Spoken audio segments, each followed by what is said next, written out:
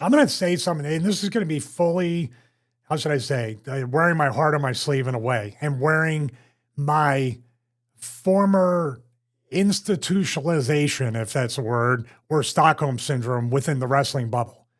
Because the minute I see this, because this is going to speak to what you said in your video about Taker and his clout. And I really want to break down what kind of clout he's referring to that he never used, because he's accurate and he's right in the vein I'm going to say. But when you mention this, guess what I do? Every single part of me, just like when I was in WWE for almost 10 years, whenever something happened or something needed to be addressed in the locker room, anything like that, everybody was like, wait till Taker finds out about this.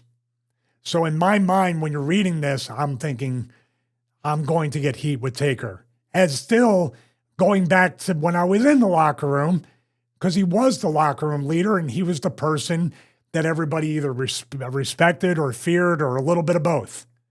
Not even politically, but just in the scope of, if Taker, if you're at odds with him, chances are the rest of the locker room is going to have odds with you or be at odds with you. Just the way it works. Now, what Taker's talking about with his clout and how he never used it is in the vein of how Triple H, Shawn Michaels, and other people have abused their power and clout in the past. Most notably, Shawn has done that. He had a reputation for doing that. Taker is saying he's never used that clout or supposed clout that he said, which is real. I'm just going to tell you right now, he had tons of clout, tons of influence, and he was the judge in wrestlers' court. So he's definitely at the top of the pecking order. And if Taker liked you, you went much further. Because Taker would want to work with you or do whatever. If you were friends with him, you were favored by the office and you had a long run in the company. Now, it wasn't a forever run, and obviously you had to stand on your own merits as a wrestler. They didn't hold you there for 5-10 years because you weren't over. But then again, Taker being your friend definitely helped. Taker not being your friend definitely didn't help. Would it hurt you? I don't know. But what he's saying is he would put people over. He would not refuse to put people over at certain times. He would not use his influence, clout, seniority, whatever you want to call it, to basically just get himself over and be Superman. So that's what I think he's referring to. But the way people are taking it is you're using your clout, influence, executive decisions, even if you're saying it tongue-in-cheek, which people have said it was a tongue-in-cheek reference. I'm not sure about that. Jury's still out. But with that being said, the clout and all that stuff regarding his wife, the show, LFG, the Hall of Fame, perception is reality, pal, as Vince used to say. I have no dog in this fight. I have no care which way this goes. I look at it and I just say, okay. But basically, the clip you sent me was basically Michelle saying, whether jokingly or not, y'all are the problem. And the other thing that was said was, we do this for fun. And am I misquoting this part? We do this for fun. Watch or don't watch. Is that kind of what he said? Yeah, essentially, yeah. Well, I want to get it accurate. I don't want to misquote him. I know he said we do it for fun. But essentially it was kind of, and they laughed about it, and they were doing it in age.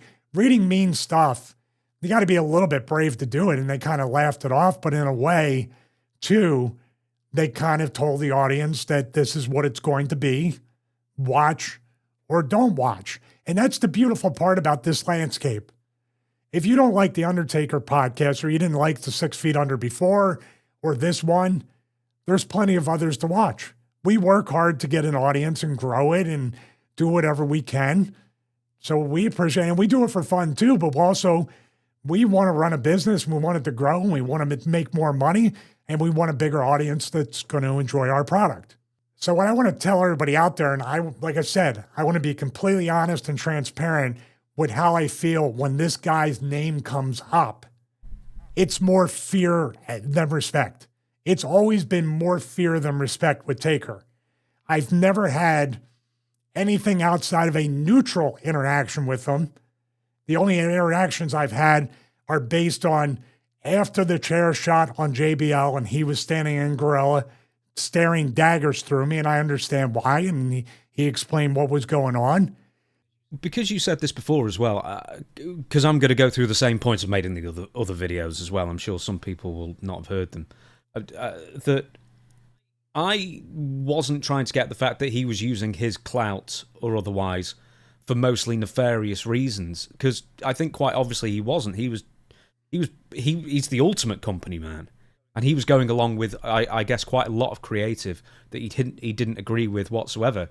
But similarly, I'm sure that he was responsible for hirings, he was responsible for firings, for creative changes, all that kind of thing. He had a job for life. He still has a job for life with WWE. There's no way he didn't use that. And once you said you don't want to get the Undertaker mad because you don't know what he's going to do. He's going to turn the locker room against you. Is he going to tell the office? Because he was the main conduit, I suppose, to the office, between the locker room and the office. So that was his role for decades, as best as I can tell as well. So I mean, he's the ultimate company man in that respect. Well, Two separate people messaged me. Let's talk about that company man thing just real quick as you're on that topic. Yeah. The ultimate company man isn't being a stooge. He's not the ultimate company man that is playing double agent or anything like that. I mean, there's probably a little bit like, hey, this guy's really messed up in the locker room. You guys need to do something. That's just trying to protect the company. He's the ultimate company man that literally gave his body to the WWE. I watched this guy, and then, like I said, just like with Triple H and the quad injury analysis we did, you could say whatever you want personally, and I don't even know this guy personally at all. But I've watched him plenty of times with Francois back in the day, and even after that, literally crawling, if not limping, into that room before his match, doing everything to try to just get loosened up enough to not feel completely crippled and debilitated for 30 minutes and go out there and have an unbelievable match. Come back to Gorilla and almost, if not fully collapse, and have to do it all over again to get just tape me up, tape my body up, Band-Aid it up, and let me go out there. And I'm not talking about taking drugs, taking pills. I've never seen that from Taker. What I have seen was him literally holding onto a wall, walking to Gorilla just to make it. And then when the bong hits, he's ready to go. That's definitely a locker room leader. You know, you could say, oh, he didn't politic and do the underhanded stuff that Triple H or Shawn Michaels or a lot of other guys, the easy road. He proved his loyalty to Vince and the company by destroying his body over and over and over again. So let's not lose sight, and we're both being objective, but people in the comments, be objective and take the good with the current perceived bad that we're talking about. Yeah, I just wanted to add that two separate people messaged me and said that The Undertaker personally got them promotions or helped them personally in their career just with a word kind of thing. So for what I can tell, the vast majority of whatever influence he exerted in WWE was for good, or at least his perceived good, for the company kind of thing as well. So when I say the ultimate company man, it's not necessarily an insult whatsoever, because he cares and still cares deeply about the show. Well, Crested Saguaro 520, you know what he said? No. He said he truly believes that The Undertaker is a good guy at heart, but here we go. But he gives his wife too much. I could never be married to a woman who wants to have control over everything, and furthermore, I would tell her no. Wow. We need to talk about how you didn't book me right when I was working. I mean, couldn't you have gotten girls more time? Right. That's the funniest part of all of these because I would have asked for a lot. Accusations exactly. and I've done this to get you this, and I've done this to, there's one thing.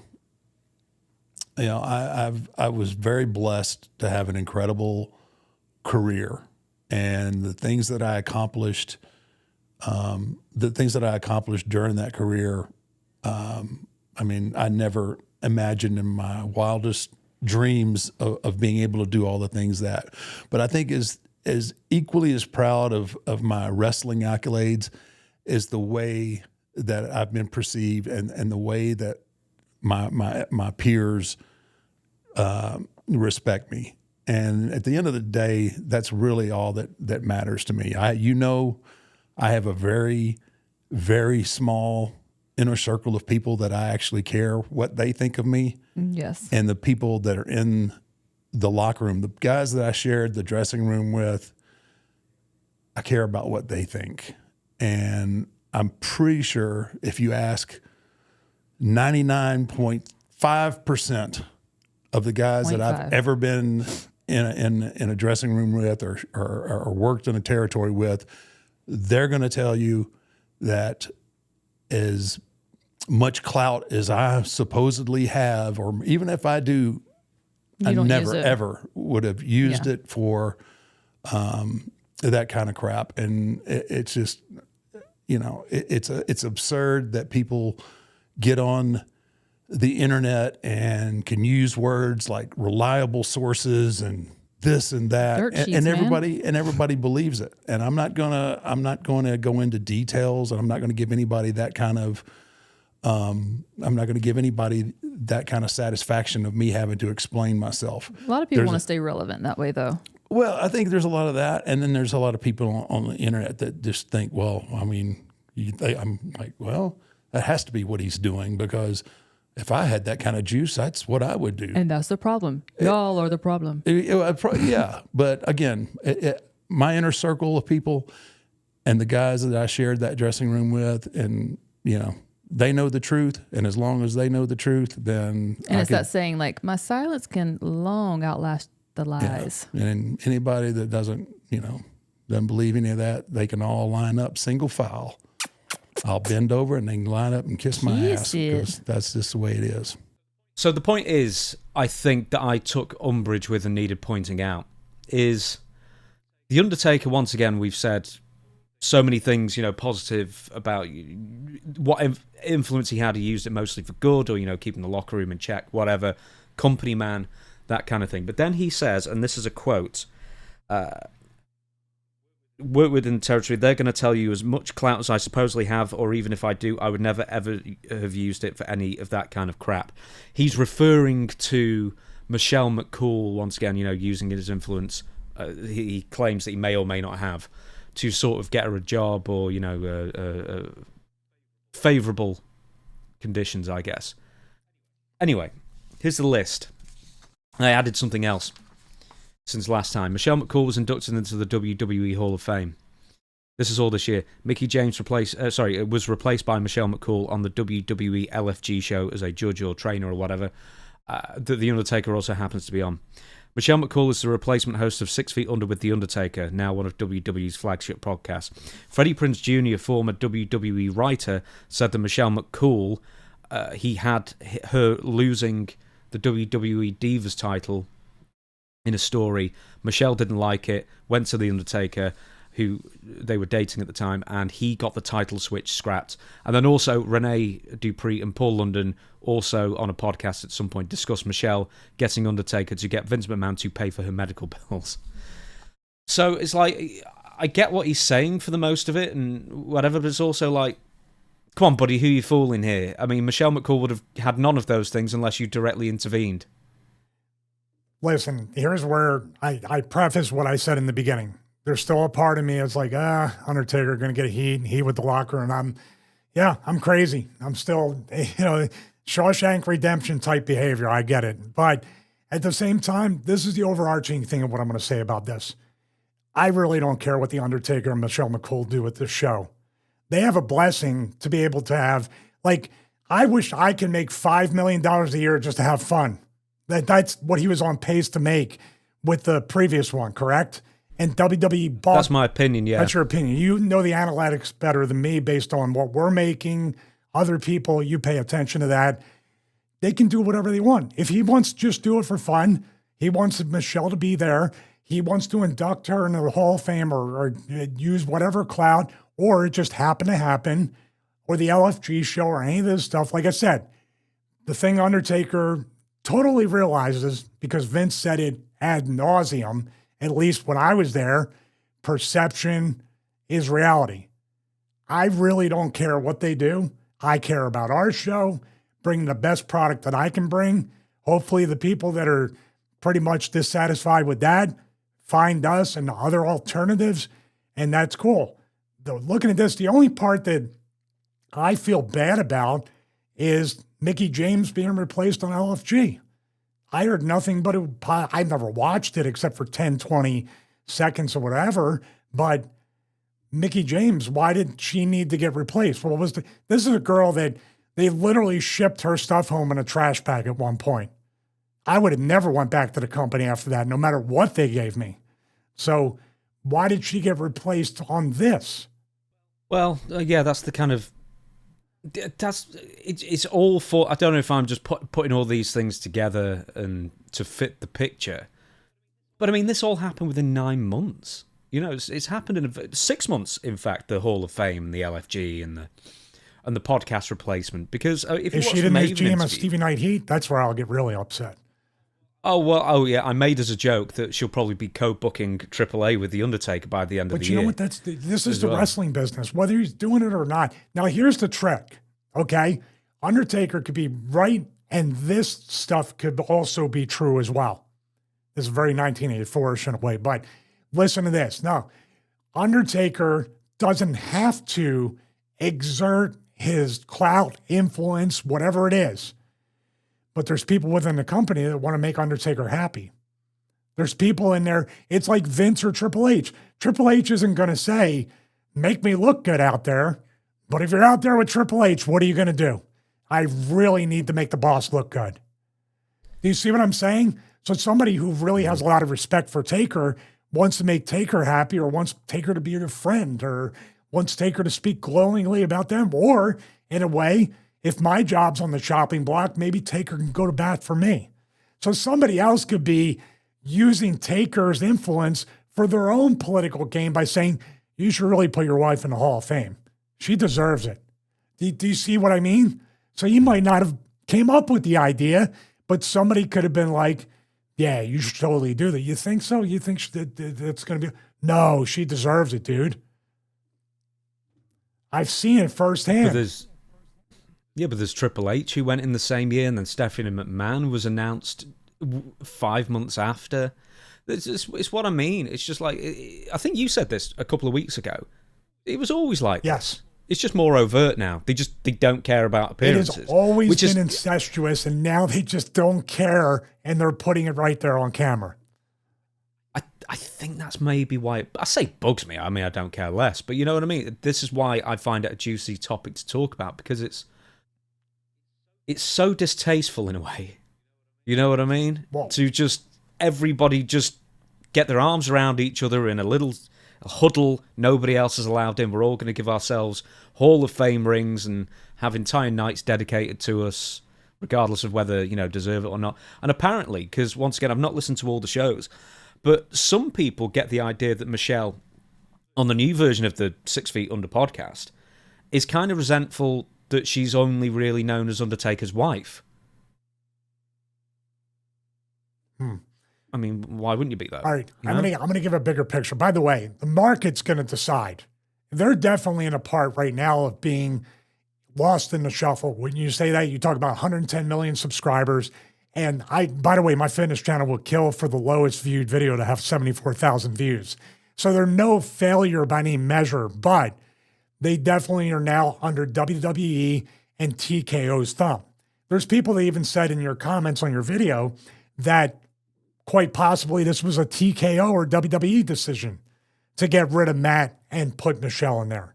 Nobody knows. And by the way, like once again, this is what I started this thought off with. The market will always decide. The market will decide what our show when people get tired of our show, which hopefully won't happen. But if people get tired of our show, the metrics are going to show it pretty quick. Undertaker and Michelle are doing it for fun. Let them do it for fun. If the fans are saying, we're not having fun, and this is boring, this is hard to listen to, they're going to stop. If the Undertaker-Michelle continue to get 74,000 views, which is still pretty damn good, then let them have fun. Most of the time with people that have done it at his level, this here is really just fun. For us, it's fun, but it's a business venture that we're trying to grow it into other things. And I want to speak on something else because there is a bigger picture here. When you're in WWE or in the wrestling business in general, but WWE, I mentioned it before, and that's why I did. This Stockholm syndrome, this wrestling bubble type of behavior, this fear of these people where they prop them up to be idols and people you need to look up to. And these are the real solid citizens. And obviously, because they have belts or they're in main events of WrestleMania, they are better people than you. Therefore, because they are the top guys and they knew how to get themselves over, and I'm talking more about Triple H and Shawn Michaels, because they know how to get themselves over, not because of how politically and all that stuff, but because they do, you need to respect them and fear them because they're better people than you. And therefore, because you're on a secondary show and lose those fake matches, you're not as good and you don't have a mind for the business that can book. You are not creative. I'm a poster child for that. How many people say, what does he know? He's just a jobber. What does he need? He doesn't know about this. He can't speak on this. How can he use that? Stevie knows technology. He lost fake matches. How is this possible? But when you get it, then this is the other part of it with the wrestlers. And it sucks. We keep our mouths shut because basically we're being held hostage by whatever crumbs we're given at whatever level up to the top. But we just want a paycheck. We want to keep our mouths shut. We want to be good soldiers, good hands. Then when we get out of the business and we break out of the wrestling bubble and we see the real world and we have the clarity and perspective to finally speak honestly, which we should do when we're there, but we'd obviously be fired in an instant. Guess what we're called? Bitter, old loser, irrelevant. And we aren't given the opportunity like an Al Snow, a Dutch, who's been given the opportunity, but I'm talking about afterwards, people that have the mind that can create objectively without trying to insert themselves into a voiceover, into a tribute. I'm talking about Triple H. Inserting him into everything. And please stick with me because this is the perception is reality. Just like the perception is reality about all this stuff with Taker and Michelle McCool. So you can't have it both ways. So that's what I'm saying. There's a bigger problem. And that, in my estimation and my guess, is exactly why the wrestling business will not grow. The wrestling business will not get more successful. They'll make more money. But creatively, the wrestling business can't get out of its own way with hiring the right people to do good business creatively. Do you kind of see what I'm saying with that? Mm-hmm. Lewis Trinneman wrote in and said, it seems to me from your recent, I guess mine, videos on the Undertaker's podcast change to WWE that there is an obvious possibility looked over, simply that WWE bought the podcast because they wanted something fresh and easy to get a hold of rather than actually buy good shows such as yourself or even Maven. So my question, did Undertaker sell out to protect his own stake in the company? And do you think WWE actually see you and Maven as tough competition and know they wouldn't get their way if they went with you guys who have by far better production than Undertaker did? Well, I'll say that they probably have Maven more on the radar than me. They don't care about me. I'm just somebody that never drew. I'm a nobody, and I am not on their radar at all. And I'm perfectly happy and excited about that because I love being like underground. That's why Stevie Knight was so great because they didn't care. They didn't pay attention. And guess what? I don't care if they pay attention or not. We live in our own good bubble where we're trying to get the production up, trying to get the business up. We're not doing comparisons to Takers. Now, when I look at production, you know how I am about that. And I say, oh, their lighting's better. This is better. Camera's better. You know, Maven and I, Chris Van Vliet, other people, We have our own pirate ships, and I love that. The Taker podcast, I just think was a natural thing since he was already doing all these other things, and just to bring it into the WWE, quote, family to do that. And for all you know, they're paying him a lot of money to have that on there. And the connection with bringing his wife on the show and all the other things, Taker loves his wife. I love my wife. You love your wife. We're all going to I support. wouldn't have her on the podcast, though. I'll tell you that. But in this grand scheme of things, in essence, there's nothing we wouldn't do for our spouses outside of bringing them on our podcast. I'm just saying, we have a show, by the way. You tricked me. How dare you? How dare you, sir? But I'm just saying, you can't, and people are 50-50 with this. There's people saying it's his wife. Of course, he's going to do whatever he can to help her. So, like I said in the beginning. Well, just admit it. That's what I mean. Just admit it then. Just say, well, I'd never use my influence to do this. Listen, there's no way on earth that WWE completely away from Undertaker, if there wasn't an association with Undertaker, would say, do you know who would be a great new co-host for this podcast? Or do you know who should replace Mickie James? Or do you know who should be in the WWE Hall of Fame? It's entirely due to her association with The Undertaker. And it's just like, well, there's no real... The only reason there's any shame in it is if you don't admit it. And that's what's happening here. It's like, well, just admit it. No, we'll see if he didn't admit it. He actually said the opposite. But I'm going to go right back to what I said. And I'm going to tell you right now, you want to talk about perception as reality? Because of Taker's body of work and even Michelle being a Divas champion and being in McCool, there's people that will look at that based on their pushes that will say Taker and Michelle have a better show than you and I do.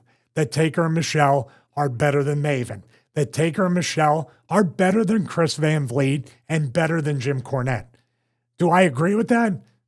I haven't watched more than what you just showed me, but that's the way it is. And that's the beautiful part. There's people that can hate our show and love his. Guess what? Go watch Taker's. But we hope you give us a chance because we're always improving and we strive. And this sounds like an infomercial for the show. We strive each and every week to go the opposite way and be the most audience-friendly show out there in the wrestling landscape. So guess what? We don't want to say watch or don't watch. What we're asking you is please watch and please give us a chance. This show might not be for you. The clip tomorrow might not be for you, but we try to have something for everybody else. And yes, I'm very competitive. I want to beat Taker's show. I want to beat Cornette. I want to beat my one of my best friends ever, Maven. I want to beat Chris Van Vliet's numbers. And guess what they want to do? We're all tight. We share ideas, but we all compete at the same time in a friendly competition.